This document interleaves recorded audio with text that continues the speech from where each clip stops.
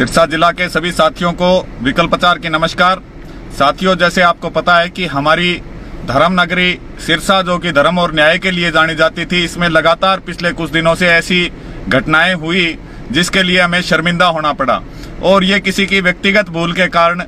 किसी हमारे जैसे चोपटा क्षेत्र के अंदर जहां की इंग्लिश की एजुकेशन पाना बिल्कुल नामुमकिन था, उस क्षेत्र के अंदर हमारे गांव चूड़ी के छोटे भाई रविंद्र गोदारा ने दयानंद पब्लिक स्कूल के नाम से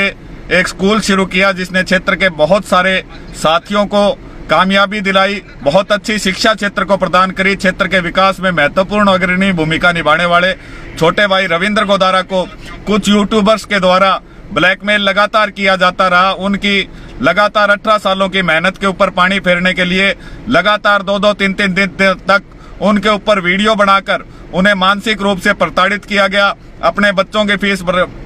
माफ कराने के लिए, उन्हें ब्लैकमेल करने के लिए तरह तरह की कोशिशें, उनके ऊपर दबाव बनाया गया, जिससे जो मेहनती आदमी था, जिसने क्षेत्र के अंदर बहुत ज्यादा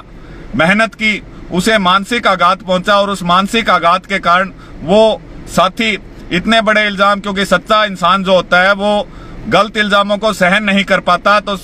उस साथी ने उन इल्जामों से तंग आकर अपनी जीवन लीला समाप्त कर ली, जो हमारे क्षेत्र के लिए एक बहुत बड़ा दाग है। जिस व्यक्ति ने बाहर दूसरे जिले से आकर हमारे जिला के अंदर शिक्षा की अलख जगाई, लगातार बहुत सारे विद्यार्थियों को कामयाबी की सीढ़ियों पर पहुंचाया, वही हमारे क्षेत्र चोपटा के अंदर सोशल मीडिया के अंदर बदनाम, सबसे पूरे हरियाणा के अंदर सबसे बदनाम पत्रकार रहे हनुमान पूनिया ने अपनी गंदी हरकतें जो क्षेत्र के अंदर लगातार जारी रखी, जिसने ठेकेदार, सरपंच, अधिकारियों, पटवारी से लेकर हर एक व्यक्ति से पैसा ऐंठने का काम एक धंधा बना लिया। पत्रकारिता यूट्यूब को एक धंधा बना लिया और लगातार लोगों को, जो क्षेत्र के लोगों को 4-5 साल से ब्लैकमेल कर रहा था, जिसके 1 किला जमीन पूरी नहीं आती, वो आज कोठियों का मालिक बना हुआ है। और लगातार उसने ये सोच लिया कि उसकी ये दादागिरी लगातार चलती रहेगी।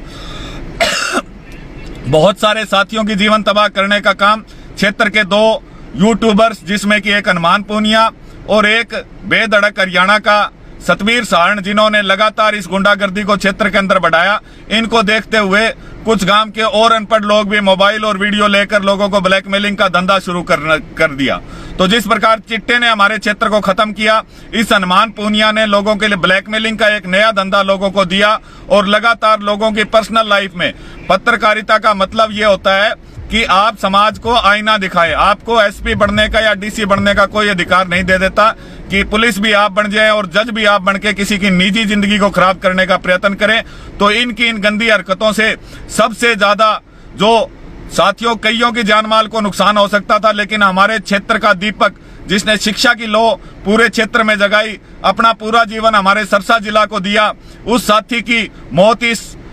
आदमी और इसके साथियों के कारण उस आदमी को अपनी जीवन लीला समाप्त करनी पड़ी। छोटे भाई रविंद्र गोदारा का 4 साल का बेटा है। अब वो बेटा अपना बाप कहां से लाएगा? ये लोग तो कुछ पैसों के लालच में लगातार अपना घर भरने के लिए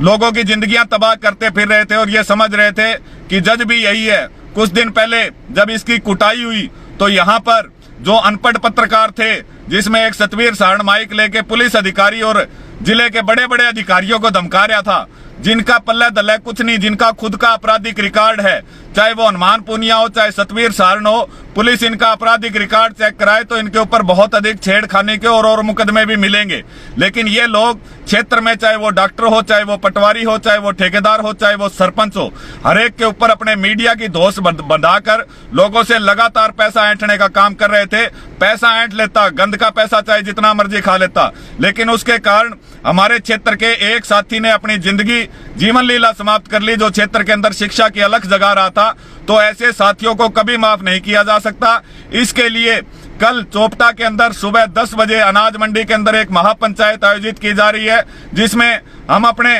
साथी रविंद्र गोदारा जी को श्रद्धांजलि अर्पित करने के साथ साथ ऐसे बड़े फैसले लेंगे कि हमारे जो क्षेत्र के अंदर ये नया धंधा, ब्लैकमेलिंग का धंधा पनप रहा है, इन अपराधियों को कड़ी से कड़ी सजा मिले। हम कोशिश ये करेंगे राजस्थान पुलिस के ऊपर दबाव बनाकर, राजस्थान के विधायक के ऊपर, राजस्थान की सरकार के ऊपर दबाव बनाकर कि ऐसे अपराधी बाहर ना निकले और इनका मामला फास्ट ट्रैक कोर्ट में चलाया जाए, ताकि इन्हें जल्द से जल्द सजा दिलाई जा सके। इसके लिए जितने भी दयानंद के पुराने विद्यार्थी हैं, जिन्होंने रविंद्र गोदारा जी से शिक्षा ली है, जिन्होंने उनके जीवन के अंदर उनको कामयाबी की राह दिखाई है, वो सभी पुराने छात्र, नए छात्र, सभी छात्र जो है वो अनाज मंडी में इकट्ठा होंगे। साथ में चोपटा क्षेत्र के, जहां तक मेरी आवाज, सभी चोपटा क्षेत्र में सभी हमें जानते हैं कि हम कभी भी अन्याय की लड़ाई